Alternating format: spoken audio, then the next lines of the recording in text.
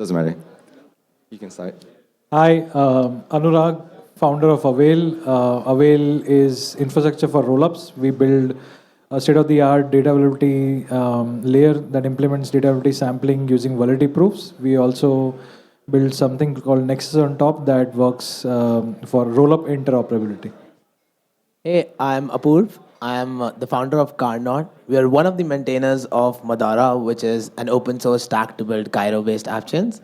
And we're also a rollup as a service solution for Starknet app chains. So if you want a one-click deploy solution, you can come to us. Hello, I'm Elias, the founder of Wait, no, sorry. I'm Henri. I work at the Starknet Foundation. I do DevRel, and Starknet is a layer 2 on top of Ethereum. I'm Luca from L2Bit. We are the L2 police. We provide transparency to the L2 space. We do risk assessments for all the L2s as a public good for free. It's L2Bit. It's not L2 bits. But if you ever plan to launch an L2 about music, please call it L2 bits. It's an amazing name.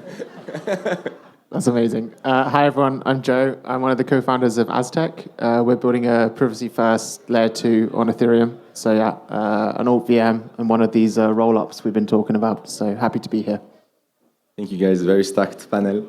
So I'm going to ask some rapid-fire questions. You can answer only with one sentence. You can spill over, but try to keep it quick, and we can see. So I'll start by Luca. Are Optimium's roll-ups? RL2's rollups, in the sense rollups are the only L2s? No, I would say maybe we can go with the definition that a rollup is an L2 that has a trust minimized bridge. Yeah, so rollups are L2s. Are all L2s rollups? I would say yes. My opinion, if I had to choose, and we tried to push this, I would say Validiums and Optimiums are not L2s. But we kind of lost this battle, I think. Almost everything wants to call themselves an L2. So we need to go a little bit deeper to trying to assess the risks of Validium and Optimiums beyond just assigning a simple name. I don't think we should lose the roll-up battle. We may have lost L2s, but I think roll-ups need to inherit the security and liveness properties of Ethereum, and we can't lose that one. Yeah, so maybe we can say everything is an L2. If you inherit the security, you're a roll-up. Otherwise, you're a sparkly sidechain. Does that work? And Optimiums are sparkly sidechains? Yeah, you'll be listed on L2 beats. Then would you say Validiums are sidechains then? Well, that's a good question. Are they? No. I think they can be their own category, yeah. Well, or maybe, Validiums are L2s of the chain with the lowest security from which they inherit their security, right? Because Validiums give their data availability to some layer, right? These are fun debates. I mean, the whole of crypto has been like this for a year. We're really shit at calling things. I think it's really normal, but it's always interesting debates. Okay. We can go deeper if you want to. The way that I would define L2 is you're an L2 of some other blockchain if you're following that consensus, right? So a rollup follows, an Ethereum rollup follows Ethereum consensus. An Ethereum Validium follows Ethereum consensus. So it's an L2 in that sense, if you use this definition. An Optimium follows Ethereum consensus, so it's an L2. The problem is that following Ethereum consensus doesn't tell you anything about its security, because you could have an Optimium that, yes, follows Ethereum consensus, but then has no fraud proofs, or fraud proofs with a permission set of actors. Or it has a permissionless fraud proof system, but it uses data availability committee with one member. So I think we've given up on the term L2 to define some kind of lower bound of security. So almost anything that follows Ethereum consensus can be an L2. So it's not enough. But for rollups, we actually have this. If you're a rollup, you have Ethereum security. Just one nuance I also want to add is that because of the proliferation of rollups, what is also happening, there's a lot of assets that are getting minted directly on the L2, And so we have to differentiate when we say that rollup enhanced security, it's basically we're talking primarily about assets on Ethereum. Like if we kind of frame this L2 assets minted on L2, for example, and there's that percentage is growing by the day. I mean, Patrick is sitting here, there's USDC minted on Arbitrum natively, and like even in a rollup construct, those assets do not, they're not secured on a bridge contract on Ethereum, for example. So there's a lot of nuance around how the entire landscape is moving. So as far as the view of Ethereum is concerned, Ethereum assets, for example, all of these constructions, all of these definitions stand. But there's also this emerging trend of assets getting minted, for example, and so on. I actually have a hot question. So is every rollup a sovereign rollup? See, we can we can debate about all along, right? Like I mean, so sovereign rollups, like what are sovereign rollups? I mean, we'll have to start from there. See, essentially, if we want to kind of think about this constructively, the thing is you need to have the ordering guarantee for rollups somewhere, like whether that's on Ethereum, whether that's on Avail, for example, and so on. So there is an ordering guarantee. It's a guarantee, cryptoeconomic guarantee that may or may be verified by a data availability sampling, light client or whatever. But has to be some ordering guarantee that the order which the rollup commits to cannot be reverted. And so you have to put some sort of cryptoeconomic assumptions behind that. So there's that one. The second thing is the state transition guarantee. Now that from a validity proof angle is basically a mathematical guarantee. Like it has nothing to do with, like Ethereum or Avail or anything like that, right? Like, I mean, you can independently verify that proof yourself, for example. So you have to take these different components. What is the ordering guarantee of the order not being reverted? What is the final fork choice of that rollup, for example? What are the assets that apply to this? If it's a rollup on Ethereum, are those assets originating on Ethereum? Are they natively minted on the L2? So I mean, it's a very blanket statement to say that optimiums, validiums, like it's. I mean, we've been past that debate on agree. Twitter. I was just We have to look at nuance. Yeah. Is what I'm trying to say. I agree. So I guess we spoke some amount about security, right? And the fact that behind a single word, there can be many nuances, and it's good to unfold them. How about design? So Henri and Joe, you're working on alt VM rollups, and say you wanted to explain to someone who is EVM maxi, like what new use cases you enable by kind of breaking away from this system that is like 10 years old. And I'm going to start with Aztec. Yeah, I think at a higher level, like if we look at the adoption we've got today and where we want to be, we can look at the EVM and say it's not sufficient. And so we start to think about it in that terms, and having a different execution environment may lead to these new use cases. In our world, we care a lot about privacy. There's no construct of privacy in the EVM. There's no opcode that gives you privacy. The closest thing we have is a BN254 pairing that maybe can be used to verify a snark. But if you really care about building private applications, doing encryption, having private state, you're kind of forced to build your own execution environment. And so that's what we've been doing. And then we kind of verify that on Ethereum. So we still get the security and liveness of Ethereum, but we have a different set of contracts that focus on privacy. Yeah, I would say that different VMs achieve different goals, and the reason Starknet is different is because it was optimized mainly for performances, right? The EVM was optimized to be executed on physical machines, and they're great. It's good for that, right? Cairo and Starknet are optimized to be provable, and it's very good for that. You can think about it this way. 70%, I think, of the web runs on WordPress. That's very good, but Twitter doesn't run on WordPress, neither does Facebook, neither does many of the high-load systems you're looking for, right? So if there's a gain to be had for performances, the people who want to build things at scale will go for them, and that's the market we're addressing. Okay, cool. And I guess rollups enable that because you can have a modular nebula, and kind of like assemble it. So good segue for my next question, because we've seen new pieces of infra popping up, and I don't know that it's so simple to reason about. And I'm going to ask you, could you explain, like M5, all these new pieces of infra, Ag layer, Nexus, Avail, and Elastic Chain? Okay.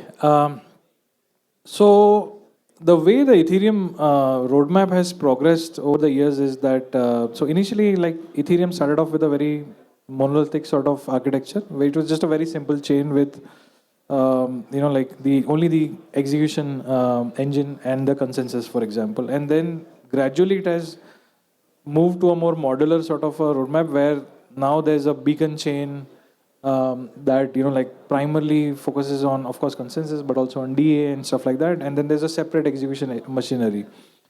Now what happens is the Ethereum layer is pretty unopinionated, and there's been like this private market structure where competing L2 teams are incentivized to build out better solutions. So that's why you see like Arbitrum, Optimism, Polygon, Starkware, ZK Sync, and Scroll, and a lot of other rollup stacks, because essentially what we are trying to do is unbundle the monolithic chain, right? Like, I mean, the first monolithic chain was, let's say, the general purpose chain was Ethereum.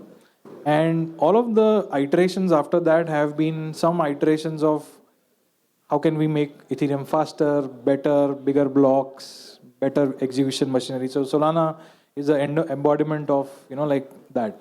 But what Ethereum has done is basically said, okay, here's this monolithic blockchain. How can I unbundle this into various efficient items, right? Like when you actually try to unbundle this, intuitively it might seem that the private market kicks in and every component is very efficient, but that's not always the case, right? You have to kind of build out, like certain components that have these lower coordination costs, because unbundling results in higher coordination costs across the stack.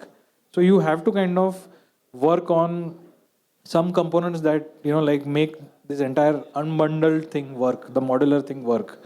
Now, one component of this is the, like let's say the data availability layer. The other thing is the execution rollup. But as I said, with this private market structure, you have a Starkware, which is doing like this different execution. You have Arbitrum, you have Polygon, and all of these build rollups in the technical sense, but they have all different interfaces.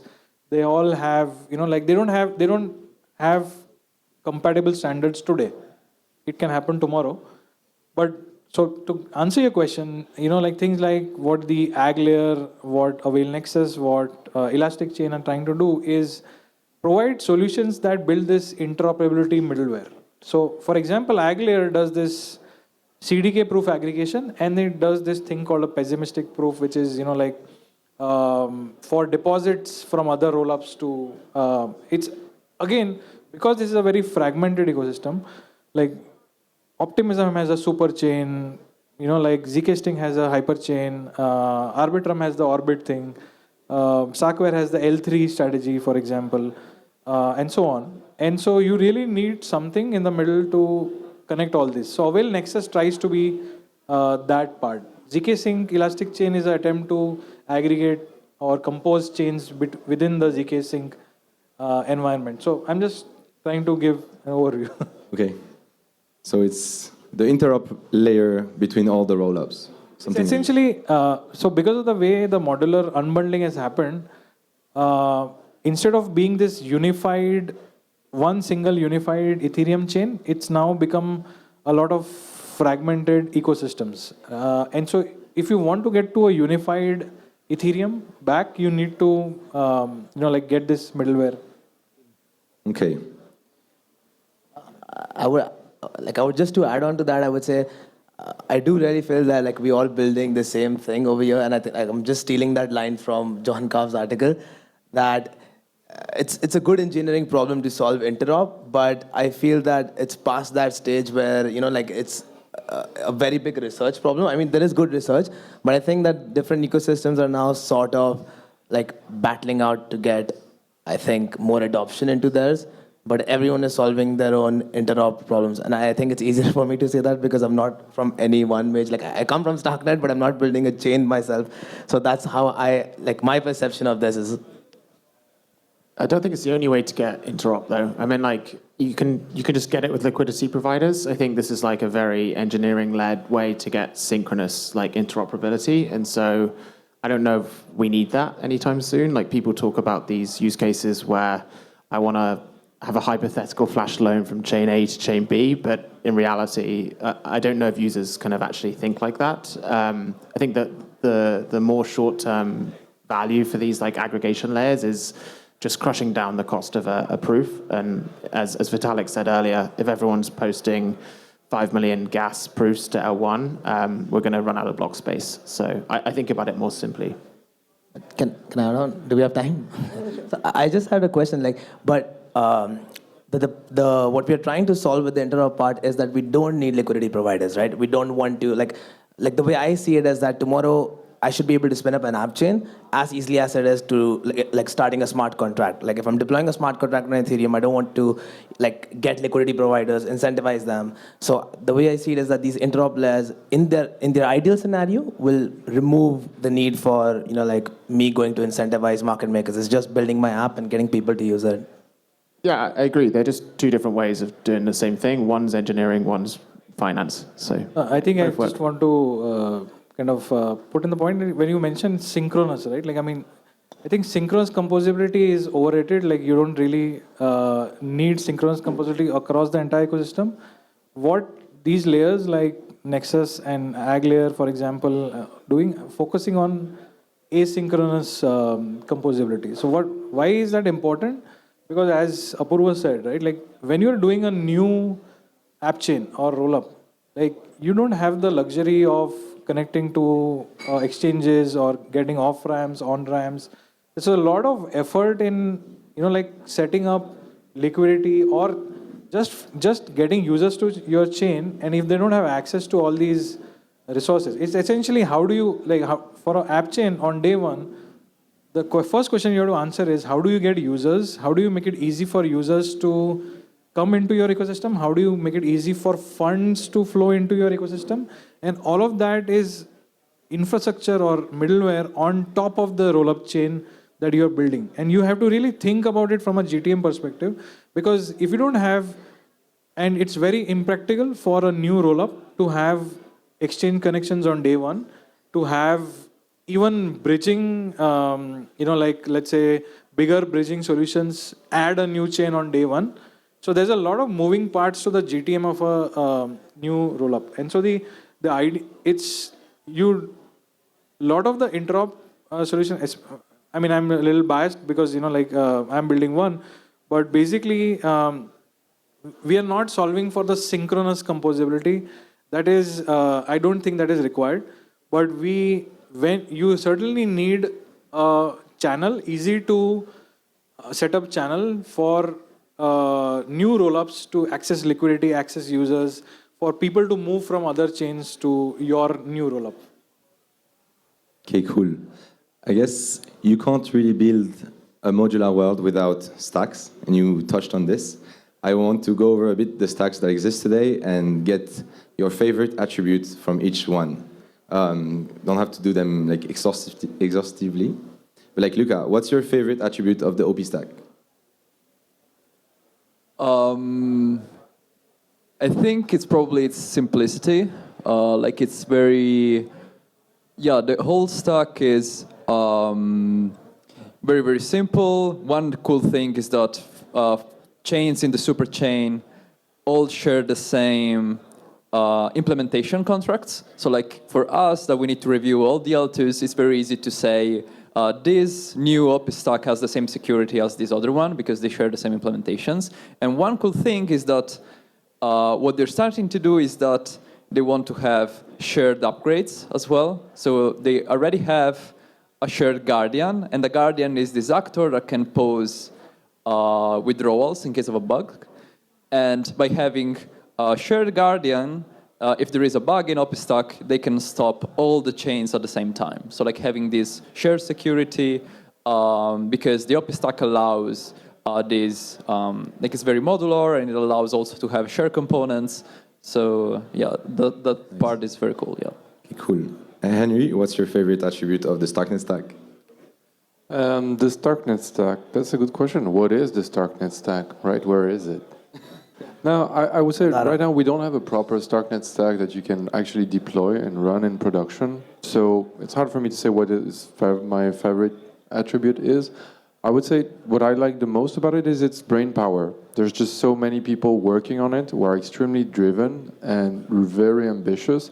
And so I'm very excited about its potential, but it's still to be realized. Okay. I can give you one from the Starknet stack, whatever. The code is terrible. That's for starter. But like the cool thing that you which get... code are you talking about? the smart contracts. Which smart contract? Like named storage. Named storage? Yes, I don't want to go into the details, but like the advantage of the Starknet stack is that you get into proof aggregation automatically, right? We have Paradex, which is a fork of Starknet that like can just tap into like Sharp automatically and get all the advantages of proof aggregation and the cost efficiency of being in that ecosystem. Nice. I don't know, I forgot how much time we have, but I think I'm going to ask one last question, which is actually opening up a bit the design space of rollups. You mentioned that your definition of a rollup means you have to follow one consensus, and there's been a stream of research from Starkware and or Bitcoin community to search, would it be possible to have one rollup that has multiple settlement layers? So kind of reverse a bit. And there's this stream of research on Bitcoin. Currently, many Bitcoin L2s are actually somewhat of sovereign rollups, somewhat of sidechains. But the stream of research of Bitcoin is trying to see if we could actually build a trust minimized bridge on Bitcoin, and then like what does it mean to have a dual settlement layer rollup? Like could we, because it's just an idea, like what would it take for it to be actually a really cool idea and unite liquidity in a fun way? So I guess.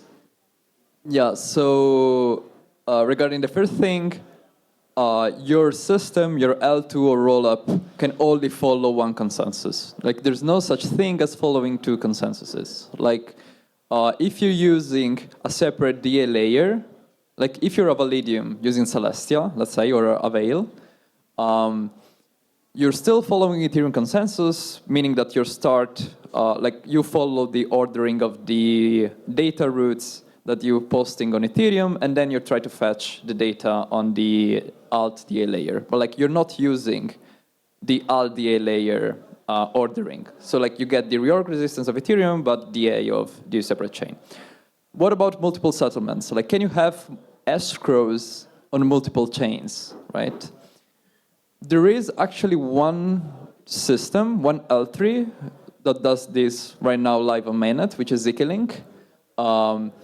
And what ZK-Link does is you have escrows on like multiple L2s, like Arbitrum, Optimism, Blast, ZK-Sync, Scroll, whatever. And then they have an L3 that verifies proofs on Linea. But to have multiple escrows and to do that securely, you need to use, like you need to send information from the L2s to Linea, back to Linea. So like from Optimism, if you want to deposit to ZK-Link from Optimism, you deposit on Optimism, and then you need to send a message through the canonical bridge, which takes 7 days, go to Ethereum, from Ethereum go to Linea, and then from Linea to ZK-Link. And this can be made, like it's super slow, because like they supported Blast at the beginning, but Blast has a 12 days challenge period for some reason, without fraud proofs. Like I probably know the reason, but they had to remove Blast because like it takes too much time to send all the deposits from the multiple layers. The process is very slow, and to do that securely, the process has to be slow. If you want to do that from a separate chain, like Bitcoin, if you want to be an Ethereum L2 and having deposits on from Bitcoin, of course, like deposits from a separate chain they have sidechain security. Like you need to have a like client, smart contract probably on Ethereum. So you need to just verify consensus. Maybe you can have ZK proofs of state transitions between blocks. But still, you have the problem that if Bitcoin reorgs, like you need to have a confirmation rule on Ethereum that accepts a deposit, right? So you say up to a certain depth or up to a certain difficulty, I accept this block, I have this confirmation rule. But the problem is if Bitcoin reorgs, now you follow an invalid fork, right? So you can only have trustless deposits from the chain that you're following consensus from. And since you can only follow consensus from one chain, you can only have secure deposits from one chain. Well, actually, I think the design space is probably more open than that. I understand what you're saying, right? But I mean, why couldn't you have two consensuses, determining the right state of different areas of the state of the same chain? I mean, if you're using different areas of the state and send them to different data availability layer, and your chain is able to understand what is happening on other chains, I mean, a Bitcoin node you run on your computer can understand that there is a reorg, so why couldn't the L2 also understand that there was a reorg and then revert? I mean, and I'm not saying this is not easy, this is way, this is just IDs, right? But what I mean is if there's anything that the blockchain, because the has shown is a lot of the things we take for granted are obvious to everyone until they're not, and you can actually do way more things than you could do before. No, I completely agree on this, but this works following Ethereum and reorging with Ethereum and following Bitcoin and reorging with Bitcoin works if you're a sovereign system. You need to run both full nodes, right? But if you want to have a bridge from Bitcoin to Ethereum, is Ethereum that needs to follow Bitcoin, what Bitcoin is doing. You as an external actor, you can have both nodes, but on Ethereum, you're not running a Bitcoin node. So the bridge can always start to follow an invalid fork. So your full node, your L2 full node that follows both Ethereum and Bitcoin would follow the correct thing. So as a sovereign thing, it would work. But the bridge on Ethereum would start to follow an invalid chain. You lose the bridge. You have to prove to Ethereum what Bitcoin's doing, and you have to prove to Bitcoin what Ethereum's doing, and that's kind of the weak link, because it's probably possible to prove Bitcoin's consensus on Ethereum through a snark, but I don't know if that's possible. I mean, maybe, but what I mean is if you can prove correct consensus, and if we can all agree that, hey, we're reorging Ethereum or reorging Bitcoin, right? It's probably something you can prove too, and if you can add the logic to deal with that in the code of let's say Bitcoin reorgs, right? And you add in the code of Starknet that is proven on Ethereum a way to handle that edge case, why not? No, you can probably prove that there has been a reorg. You can say there is this other chain that has more difficulty or whatever. But the thing is, eventually you need to have a confirmation rule. On Ethereum, you need to say, I confirmed this deposit and I act on this deposit. And once you do that, if the other chain reorgs, now you can double spend, right? I think you can add after me. I'm sure you have better things to add. But I think the design is something you essentially have a roll-up on Bitcoin and a roll-up on Ethereum. So you have trustless deposits from Bitcoin and trustless deposits from Ethereum. But then when you're trying to do something that goes from the two different states, then you're essentially probably trusting Starknet. So if you deposit Bitcoin on Bitcoin to Starknet, and then you withdraw it from Ethereum, you get Stark BTC. So you're eventually the security of that, yes, depends on Starknet's consensus, but Starknet sort of acts like a bridge between the two consensus over there. Yeah, it's a weird construct. It's almost like you have two rollups in the same body, right? One on Ethereum, one on Bitcoin. I mean, you touched on this, right? The two states or two trees. I think it's the design space is open, and for example, Aztec has two trees, right? And sure, yeah, I don't know enough about it, but I just know that you have one private state and one public state. So maybe you can shed some light on how you had this weird double roll up inside a roll up. Yeah, it works in Aztec because we have one proof that kind of proves the state transition of the private tree and at the same time proves the state transition of the public tree. So I think like I'd agree with what you were saying earlier. Like you can only follow one consensus rule, and we follow the rule of our kind of top level rollup proof, and if that's valid or not, and you can't partially update one tree. It's kind of like you either update both trees or you don't update at all. The reason we have two trees is just because you need kind of a different state model for privacy. So we have the UTXO tree for private state and a count model for public state. So yeah, I think it's probably actually proving that it's harder to do a Bitcoin, Ethereum trustless rollup rather than the other way around.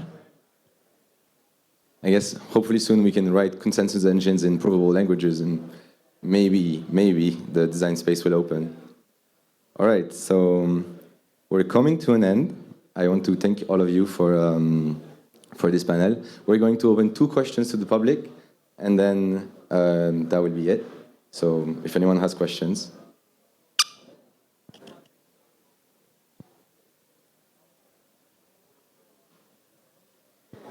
What should rollups do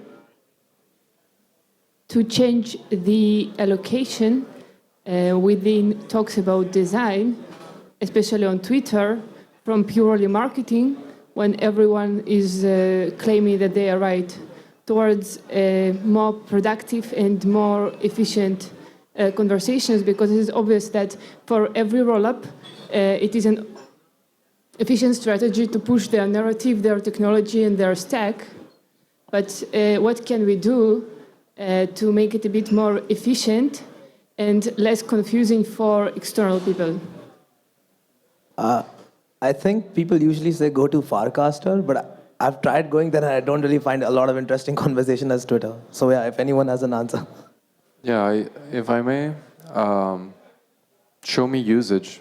Like at some point, you know, we all talk about technical features, this and that and whatever. Nobody's here. Like this is a very, very small ecosystem. None of the people you're seeing outside are using blockchain on their daily lives. And that's fine. This is an early technology. We still have ways to go, and that's why we're here, right? If it were solved in 2 years, it wouldn't be interesting. This is a 10, 20 years road, but you got to get started with it. Get some users, and that's the stack that will make sense.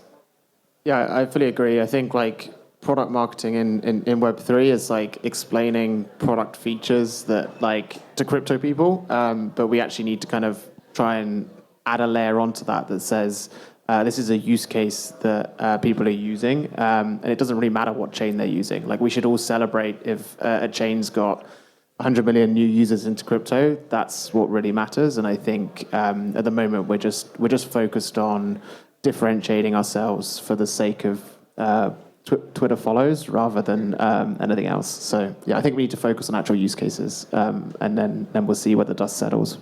Given that that chain is actually secure. So say it again.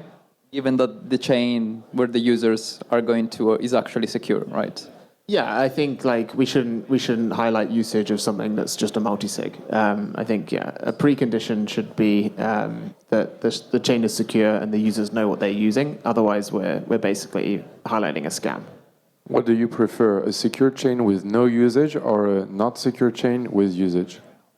The secure chain with no users. Yeah, me too. But I still think it's. I still think that we can't be satisfied with it because the chain with no usage won't exist for very long.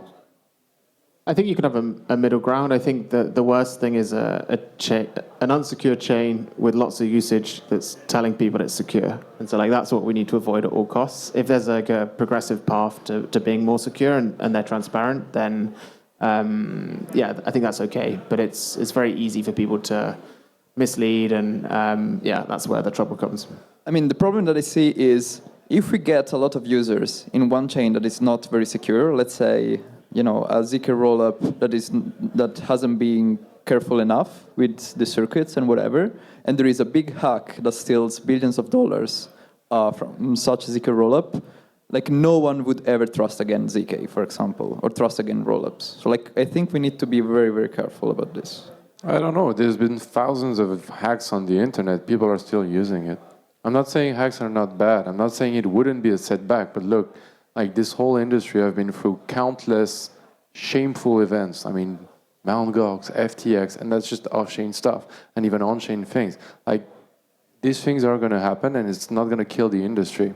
So I'm more in favor of experimentation as long as there's a path towards sustainability, and you have dev who actually care about this, rather than just pure academic research which leads nowhere. But that's my opinion. I think we're being a little fatalistic on this debate as well. I mean, there's a lot of solutions that are pretty secure, that can be used by developers to spin up chains, that can be used by users, and they're already working in production. I mean, you take a properly configured Starkware chain, Arbitrum chain, Optimism chain, Polygon chain, ZK Sync chain, as long as, I mean, I'm not talking about ZK,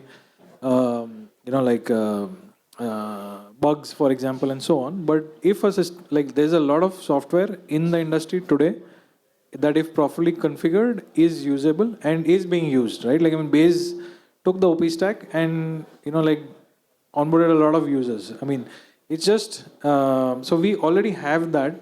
I mean, and sometimes we go on crypto Twitter and get into these debates about, it's important to define the spectrum of security. L2B does a good job, because there's a lot of people who want to take advantage of opaqueness to kind of, let's say scam or whatever. But there is also a lot of good examples out there. And those chains do well. No one wants to be on a chain that might rug you. I mean, there might be some people who come in for a short time, but ultimately there's chains like Arbitrum, which is one which is properly configured, like Starknet, all the StarkX instances have great volume, for example. And so, I mean, sometimes we have to be, of course, we are not mainstream yet. We shouldn't be in any illusions about that, but we have good examples if properly configured. I don't think it's like the infra is missing and so the users are not there. If we have enough infra, we have to get users now. All right. Thanks, everyone. Thank you, guys. That was very dense and very interesting.